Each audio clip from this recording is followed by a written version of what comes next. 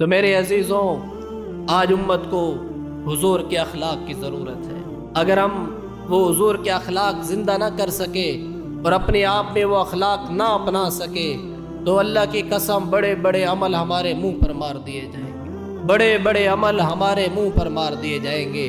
آپ نے فرمایا میں تمہیں جنت کی ضمانت دیتا ہوں، میں تمہیں جنت کی ضمانت دیتا ہوں، میں تمہارا نبی ہوں۔ پھر آپ نے فرمایا دو چیزوں کی ضمانت تم دے دو، دو چیزوں کی گارنٹی تم دے دو، میں تمہیں جنت کی ضمانت دیتا ہوں۔ اجل یا رسول اللہ، آپ کس چیز کی ضمانت ہم سے چاہتے ہیں؟ آپ نے پھر زبان کو پکڑا، فرمایا ایک اس زبان کی اور ایک جو دو ٹانگوں کے درمیان ہے شرمگاہ، ان دو چیزوں کی ضمانت دے دو کہ یہ غلط استعمال نہیں ہوں گے۔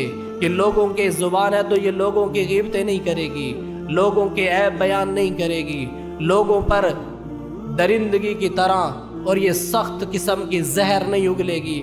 تو میں تمہیں ضمانت دیتا ہوں کہ میں تمہیں کل جنت میں لے کر جاؤں گا۔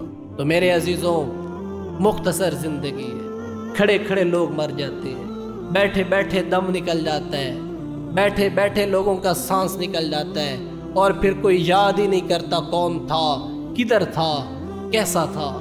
یہ ایک دنیا ہے، اس میں اگر کامیابی چاہتے ہو اور اگر عزت چاہتے ہو تو میرے نبی کے اخلاق کو اپنانا پڑے گا، ہمیں اخلاق کے ساتھ زندہ رہنا پڑے گا۔ وَخْفِضْ جَنَاحَكَ لِمَنِ اتَّبَعَ، اللہ اپنے حبیب سے فرما رہے ہیں اے محمد صلی اللہ علیہ وسلم، آپ ایسا صبر کیجئے کہ پھر یہ نہ کہیے کہ میں نے صبر کیا۔ آپ ایسا صبر کیجئے، یہ نہ کہتا پھر کہ میں بھی تو انسان ہوں، میں نے بھی تو اتنا صبر کیا ہے، میں نے بھی تو اتنی باتیں سن نہیں۔ وَخْفِضْ جَنَاحَكَ، اتنا معاف کر اور اتنا بچھ جا اور اتنا نرم پڑ جا کہ لوگ ستاتے ہیں تو ستاتے رہیں، لوگ جو کہتے ہیں تو کہتے جائیں، آپ خاموش ہو جائیں اور آپ سنتے رہیں اور آہ نہ کر لبوں کو سی، عشق ہے دل لگی نہیں، سینے پہ تیر کھائے جا، قدم آگے بڑھائے جا، یعنی کہ زبان حال سے یہ کہہ جا، ہاں ہاں ستائے جا ستائے جا۔ یہ ایمان ہے، یہ ایمان ہے۔ بڑی بڑی نمازوں کی اللہ کو ضرورت نہیں ہے، ساری ساری رات کے نوافل کو اللہ کو ضرورت نہیں ہے، پورے پورے قرآن کی راتوں میں کھڑے ہو کر تلاوت کریں، اس کی میرے اللہ کو ضرورت نہیں ہے۔ اللہ کیا چاہتے ہیں؟ اللہ کیا چاہتے ہیں؟ اللہ یہ چاہتے ہیں کہ تیرے زبان سے میرے بندے کا عزت ہو، اکرام ہو، اس کی تعریف ہو۔ پتہ نہیں کیا ہو گیا ہے، ہمیں کوئی اچھا نظر ہی نہیں آتا، پوری دنیا میں لگتا ہے جیسے اچھے لوگ مر گئے۔ آپ نے فرمایا کہ لوگوں کی اچھائیاں بیان کرو، یہ مومن کی علامت ہے۔ لوگوں کے عیب مت دیکھو، اللہ ذلیل کر دے گا گھر بیٹھے۔ لوگوں کی اچھائیاں دیکھو، لوگوں کی اچھائیاں بولو، لوگوں کے بارے میں اچھے گمان رکھو، اللہ تمہیں عزت نصیب فرمائیں گے۔ کتنی آسان زندگی گزارنے کا ڈھنگ دیا ہے، کتنے اعلیٰ اخلاق اور کتنے اعلیٰ کردار ہمیں حضور نے دیے۔ ہم کیوں لوگوں کے پیچھے چل رہے ہیں؟ ہم فلاں جیسا کرتا، الیکشن آ رہے ہیں، سارے دن غیبتیں ہوں، بھئی ہمارا اس سے کیا نفع ہے؟ میرے بولنے سے کسی کا کیا نقصان ہے؟ اپنا ہی نقصان ہے، اپنی قبر گندی کر رہے ہیں۔ اس زبان کے زہر کو محفوظ کر لو، اس زبان سے کسی کو تکلیف ہرگز نہ دو، یہی ایمان ہے، اسی کو مومن کہتے ہیں۔ تو میرے عزیزوں، آج ایک تو عہد کر دیں، ایک غلط بول کر ہم لوگوں کو ہفتوں اور مہینے تک تڑپانے کے لیے چھوڑ دیتے ہیں۔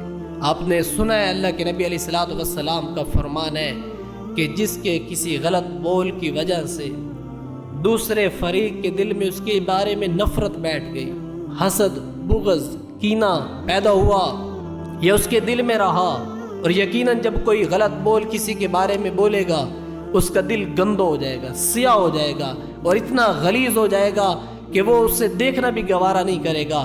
اور جو یہ عمل ہے، اس عمل سے اس کے سارے عمل شیطان ضائع کروانا چاہتا ہے، اور یہ اپنی انانیت میں اور اپنے دل میں بڑا اپنے آپ کو مغرور سمجھ رہا ہے، اپنے آپ کو طاقتور سمجھ رہا ہے۔ نہیں، معاف کر دینا انسانیت ہے، معاف کر دینا طاقت ہے۔ آپ علیہ السلام نے فرمایا تمہیں پتہ ہے پہلوان کون ہے؟ یا رسول اللہ، جو میدان میں آئے اکھاڑے میں آئے اور دوسرے پہلوان کو پچھاڑ دے؟ فرمایا نہیں، پہلوان وہ ہے کہ جو غصے پر قابو کر جائے، جب بات پر اسے غصہ آ جائے کسی معاملے میں تو وہ خاموش ہو جائے، یہ پہلوان بھی ہے، یہ مومن بھی ہے۔ تو اس لیے میرے عزیزوں، اللہ تو صرف ایک آنسو مانگتا ہے، اور وہ یہاں تک بھی کہہ رہا ہے اگر آنسو نہیں آتے، تمہاری آنکھ اتنی بخیل ہے کہ وہ ایک آنسو بھی تمہیں نہ دے سکیں، تو صرف ایک مکھی کے سر کے برابر آنسو لاؤ اور وہ باہر نہ نکلے، تمہاری آنکھ کے کٹورے کو بس تر کر جائے اور تمہارے دل سے ہائے نکل جائے کہ میں نے ساروں کو معاف کیا، اللہ میرا معاملہ صحیح کر دے۔